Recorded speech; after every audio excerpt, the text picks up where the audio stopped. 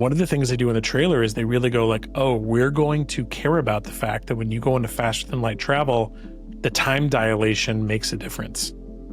Where the guy is going through the time dilation, he's going through faster than light. So for him, he moves, he spends a couple of days in FTL, it's, travel speed, gets to where he's going, but everybody else around him is aged decades, right?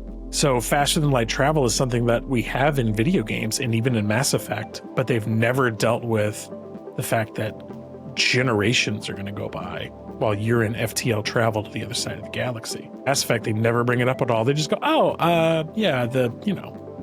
it's fine. Like, it's all real time. The whole universe in Mass Effect operates in real time together. And you don't worry about it because you go, that's fine, no problem. But this game's going to tackle it. It's going to go, when we move, to the new location in FTL, the rest of the universe ages very, very quickly in relation to the main character. So I don't know how many times they're going to hit FTL travel, but it seems like more than once. And in the trailer, there's like a very like interstellar type moment where, if you remember from Interstellar, like one of the middle scenes of the movies, they spend time on a planet that's near a black hole.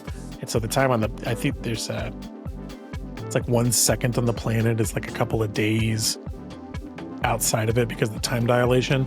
And so Matthew McConaughey's character like goes down to the planet. He gets stuck there for 10 minutes or something like that. And like 20 or 30 years has passed or more. I can't remember how much. I need to see the movie again. It's a great movie. It's tough. It's tough emotionally because he loses decades with his daughter as a result.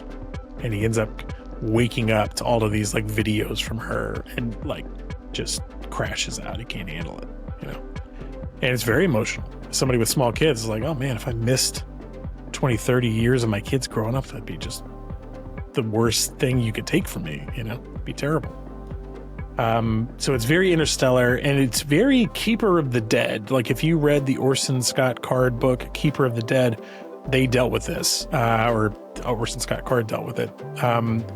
In the first book, which was the one everybody knows, or, they made a movie out of it with Harrison Ford, though he was just an old general. He wasn't like the main character. And I can't remember the name of that one. Why not? Ender's Game.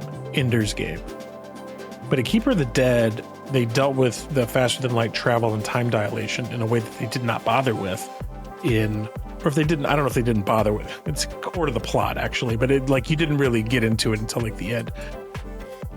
Keeper of the Dead, you have the brother and the sister, the main characters from the first book. The brother goes off into space. He's got a calling out there. He's got to go. He's got to get out there into space. And his sister stays back home on Earth, and they are fighting a real battle, if you will, in the physical form, and then a battle for people's minds. And it's been a while since I've read the book, but they, in that universe, have set up a synchronous communication where they can talk to each other. But if they want to travel to see each other, one of them is going to not age and the other one's going to age. And so to think like you're going to make this jump across space is kind of going like, who am I going to say goodbye to on Earth? Everybody? Like, do I leave Earth and everybody I know by the time I get to where I'm going is gone so that I can be next to the person who already left? It's really creepy to think about. Physics, man. I got to tell you,